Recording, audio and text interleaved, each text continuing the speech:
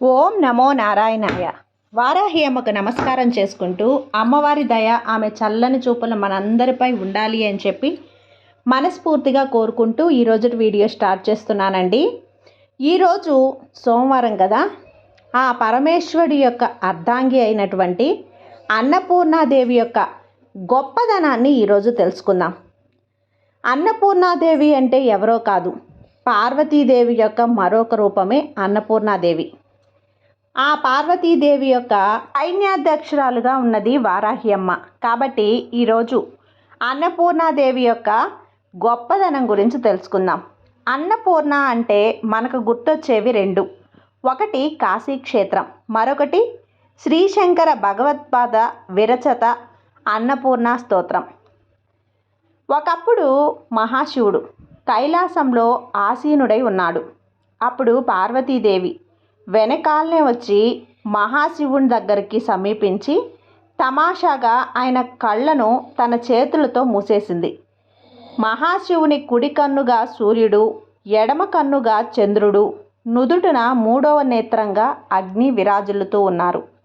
అందువల్ల పార్వతీదేవి భగవంతుని నేత్రాలను మూసివేయటంతో సూర్యుడు, చంద్రుడు ప్రకాశాన్ని కోల్పోయారు. దాని ఫలితంగా లోకాలన్నీ కూడా చాలా కాలం అంధకారంలో ముగిసిపోయాయి. దాంతో మానవులందరూ కూడా మిగిలిన జీవరాశులు భయంతో తల్లడిల్లిపోయారు. ఈ అపాయం నుండి అందరినీ కాపాడమని భక్తులు మహాశివుణ్ణి ప్రార్థించారు. పరిస్థితిని వెంటనే ఆ పరమేశ్వరుడు అర్థం చేసుకొని వెంటనే తన అగ్నిమయమైన మూడవ నేత్రం తెరిచి వెలుగు కల్పించి కటిక చీకటిలో కొట్టుమిట్టాడుతున్న లోకాలను ఉద్ధరించాడు. ఇదంతా కూడా క్షణకాలంలో జరిగిపోవటం వలన పార్వతీదేవి భయపడి పతిదేవు కళ్ళను మూసి ఉంచిన తన చేతులను తీసేసింది. పరమేశ్వరుడు ఏమీ అనకపోయినా దేవి మాత్రం భయంతో వణికిపోయింది. అప్పుడు శాంతమూర్తి అయిన శివుడు ప్రశాంతంగా ఇలా చెప్పాడు, దేవి, ఇది నీకొక తమాషాగా ఉంది, కానీ నీ తమాషా ఫలితంగా లోకాలన్నీ వెలుగును కోల్పోయింది. మానవులు, మిగిలిన ప్రాణకోటి ఎంత యాతనకు లోనయ్యారో నువ్వే చూసావు కదా. నీ తమాషా నీకు క్షణకాలం మాత్రమే పట్టినప్పటికీ లోకాలకు అది సుదీర్ఘ కాలం కొనసాగినట్లు నీకు తెలియదా? నీకెందుకు ఈ చిలిపితనం? పరమేశ్వరుని యొక్క శుతిమెత్తని కటువు పలుకులు విని దేవి తన తప్పును తెలుసుకుంది, సిగ్గుపడింది. తన తప్పుకు ప్రాయశ్చిత్తంగా తపస్సు ఆచరించి మహాశివుడి నుండి అనుమతి కోరింది. అప్పుడు పరమేశ్వరుడు, నువ్వు లోకమాతవు, ఎన్నటికీ ఏ పాపము నీకంటదు, నువ్వు తపస్సు చేయవలసిన అవసరం లేదు అని చెప్పాడు. అలా మహాశివుడు చెప్పినప్పటికీ కూడా పార్వతీదేవి మనసు స్వాంతన చెందలేదు. తన తపస్సు చేయటం లోకాలకు అలా గుణపాఠంగా ఉండాలనే ఉద్దేశంతో ఆమె తపస్సు చేయగోరింది. అందువల్ల ఆమె పరమేశ్వరుణ్ణి పదే పదే ప్రార్థించి తపస్సు చేయటానికి చివరికి అనుమతి పొందింది. పరమేశ్వరుని ఆశీస్సులు పొంది దేవి దక్షిణ దిశగా బయలుదేరింది. ఆ సమయంలో కాశీ క్షేత్రంలో అనావృష్టి కారణంగా దారుణంగా కరువు నెలకొంది. కాబట్టి పార్వతీదేవి కాశీ క్షేత్రానికి వచ్చి తన సంకల్పంతో ఒక పెద్ద భవంతిని రూపొందించింది.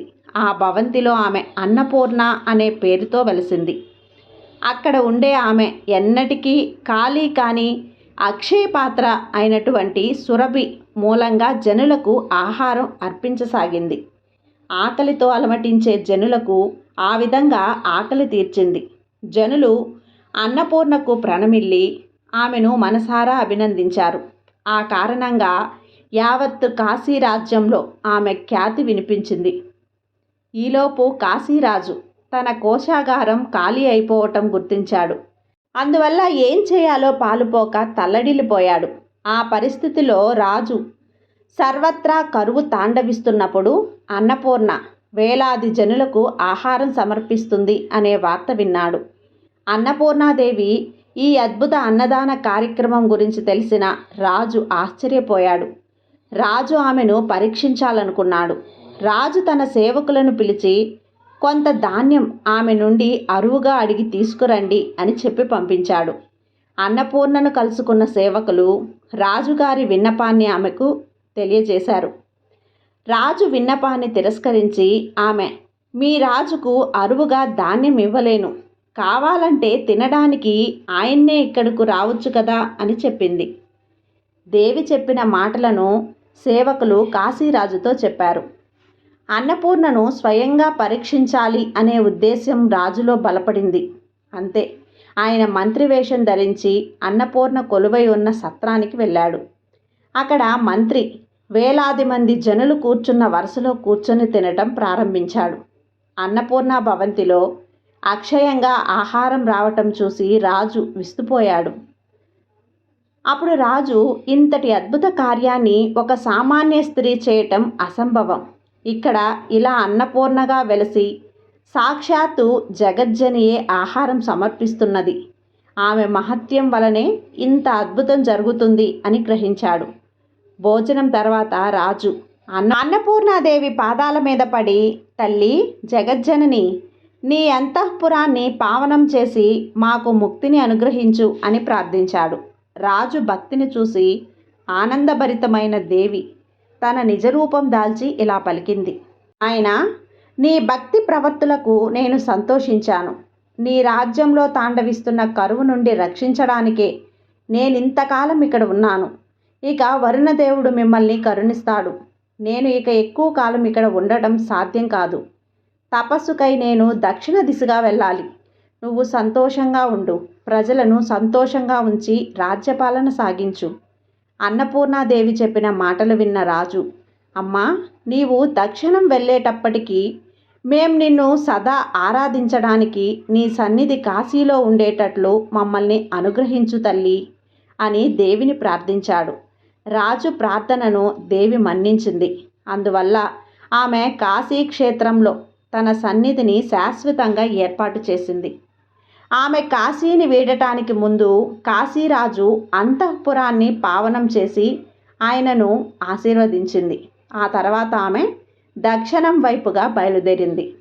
ఈ విధంగా పార్వతీదేవికి సైన్యాధ్యక్షురాలైనటువంటి వారాహి అమ్మవారు కూడా కాశీ క్షేత్రంలో కొలువై ఆ ఊరిలో ఆమె కాపు కాచుకొని ఉంది. ఇక ఈ కథ మీకు నచ్చినట్లయితే లైక్ చేసి సబ్స్క్రైబ్ చేయండి ఫ్రెండ్స్. జై వారాహి మాత.